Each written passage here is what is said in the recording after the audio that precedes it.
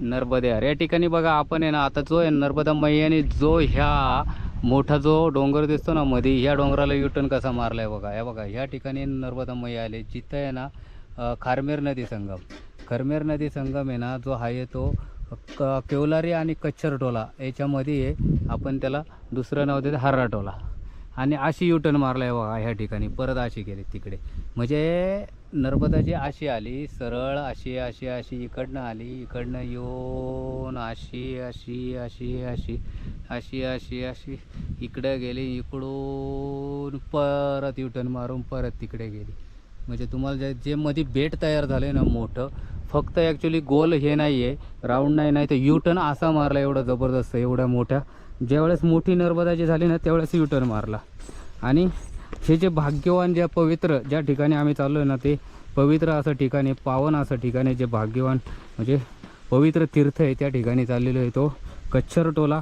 आणि गोघाट, गोघाट म्हणतात त्याला, गौघाट, सॉरी गौघाट, गौघाट, गौघाट, गौघाट या ठिकाणी चाललेलो आहे. आणि खारमेर नदी संगम आहे एवढा हा, ती पण नदी किती पवित्र नदी आहे. त्या पवित्र नदी संगमावरती आहे आम्ही. आणि त्या संगमावरून पुढे येऊन आता युटर्न मारलेला आहे नर्मदाजी.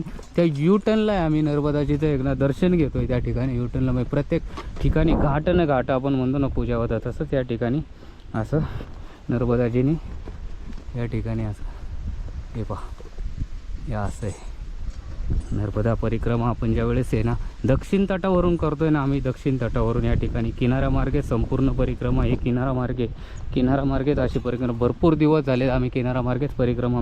आम्हाला आता काही त्याचा दिवसाचं काय हे वाटत नाही, कारण याचं एक कारण म्हणजे आहे ना किनारामार्गे सहसा कोणी येत नाही हे परिक्रमा करण्यासाठी. पवित्र अशा ठिकाणी आम्ही चाललेलो आहे, पवित्र असं ठिकाण आहे आणि ह्या ठिकाणी चाललेलो आहे. आणि हे जर पाहता आपण आपल्या कॅमेऱ्याच्या माध्यमातून आपण सरळ सरळ बघू शकता युटर्न कसा मारलेला आहे नर्मदा मैयाजीने. असा युटर्न मारून आलेली आहे या ठिकाणी. आणि आता ह्या इथे एक समोर 5 ते 10 मिनटाच्या अंतरावरती एक घाट आहे. त्या घाटावरती आहे ना, तिथून आम्हाला आहे ना ज्या ठिकाणावरून इथून पुढे आम्हाला जायचं आहे ना, एक आहे ना अतिशय कठीण मार्ग जो जंगल मार्ग आहे, अतिशय. दुसरा मार्ग आहे तो सडक मार्ग. हे इथून गोघाटवरून आपल्याला आहे ना एक जो देवगावला जाण्यासाठी ना इथून एक शॉर्टकट आहे या ठिकाणावरून शॉर्टकट आहे. आपण या ठिकाणा इथपर्यंत ज्यावेळी दिंडोरीवरून आपण येतो ना, त्यावेळी दिंडोरीवरून आपण येऊन दिंडोरीवरून यायचं. आणि दिंडोरीला आल्याच्या नंतर दिंडोरी या ठिकाणी आलो ना, दिंडोरी या ठिकाणी आल्याच्या नंतर आपण इथपर्यंत दिंडोरी म्हणजे दिंडोरीवर निघल्याच्यानंतर इथं आल्याच्यानंतर गोघाटला आल्याच्यानंतर कच्छर टोला आणि हर्रा टोला केवलारी या ठिकाणी आल्याच्यानंतर आपल्याला आहे ना पुढे आपण असं या ठिकाणी इथून आपल्याला 2 मार्ग इथून चालू होतात, 2 मार्ग. तर आपण ह्या दुसऱ्या मार्ग चालू होतो या ठिकाणी. पण वर चढलो आहे मी, थोडंसं वर आलेलो आहे कारण इथे जरा नर्मदा मैयाचं जल आहे त्या ठिकाणी. तसं चालायला काही टेन्शन नाही आहे, जाऊ शकतो, पण थोडं जल असल्यामुळं थोडं वर आलो आहे हे पहा.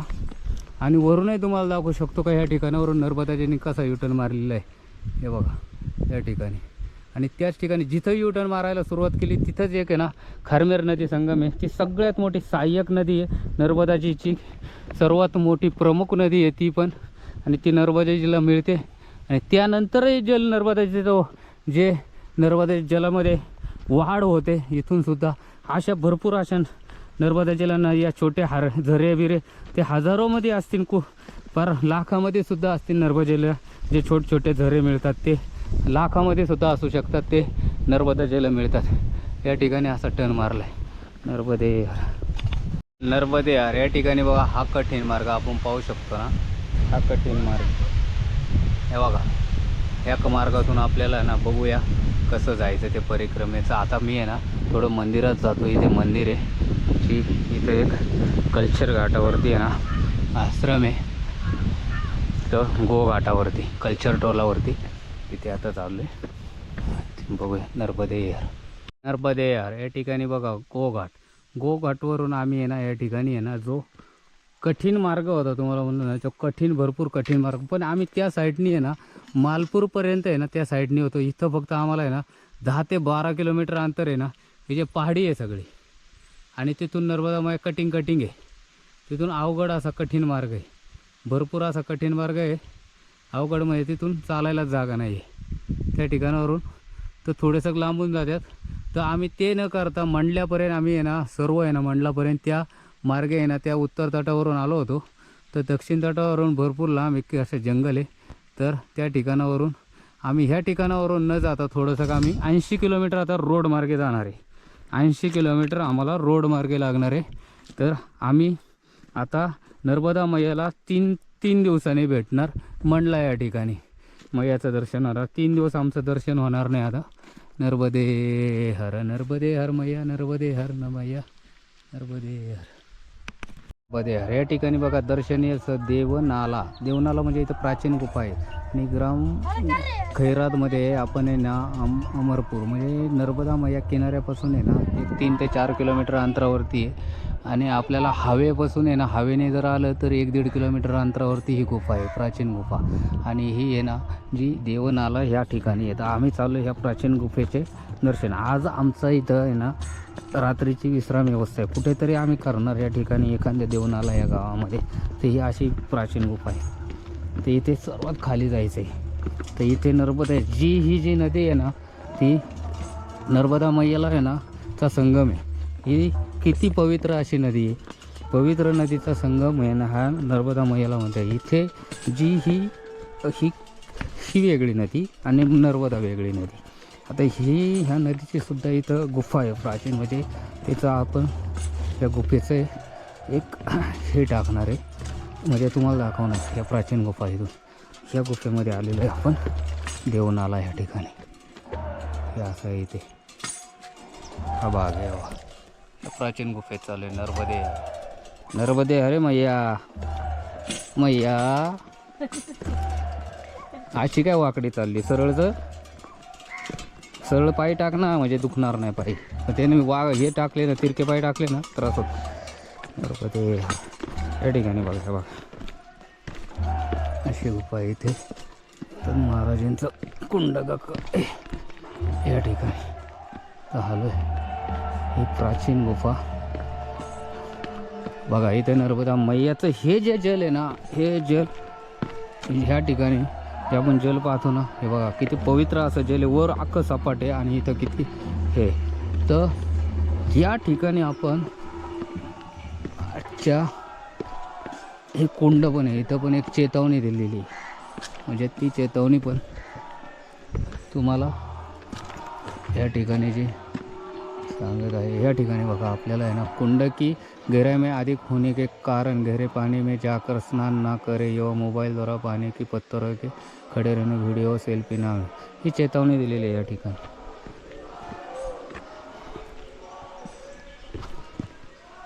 या ठिकाणी बघूया पहिलं नर्मदे हर. इथं आम्हाला एक कुटी आहे तिथे बघायचे. राहण्याची एक व्यवस्था करतोय आम्ही इथं नर्मदे हर. अरे बघ या ठिकाणी जी आहे ना पेरणार जी आपण जे बोललो ना देवनाल, जी नदी बोलतो ना आपण नदी देवनाल, जी नर्मदा मैयाला भेटते एवढी सुपर आहे ना या ठिकाणी. आपण बघू शकता या ठिकाणी आम्ही नर्मदा किनारा. ही जी एवढी पवित्र अशी नदी आहे जी हे देवनाला हे देवनाला जे पवित्र अशा ठिकाणी आपल्याला आहे ना इथे आजच्या राहण्याची या ठिकाणची हे या ठिकाणी आपण राहू शकतो. आज बघू पवित्र अशा ठिकाणी राहणार आहे आज आम्ही. सुपर आहे या ठिकाणी बघा. आता हे जे पाणी वरून पडतंय झरणा पावसाळ्यामध्ये किती, आणि इथं एक कुंड आहे म्हणून हे कुंड या ठिकाणी.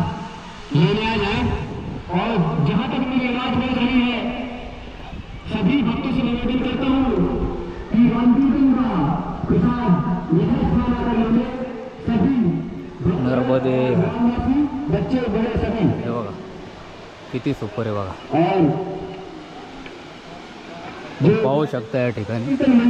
पण जिथं आलो सुपर असं ठिकाण नर्मदा परिक्रमा करत असताना एक भाग्य आम्हाला भेटलं आहे परिक्रमेचं. आतमध्ये सुद्धा कुंडन दर्शन आहे आतमध्ये. याच्या आतमध्ये आहे का, याच्या आतमध्ये इथं आहे ना रामकथा चालू आहे. इथं राहण्यासाठी आहे ना आपण आलेलो आहे. या ठिकाणी आपण राहणार आहे आज.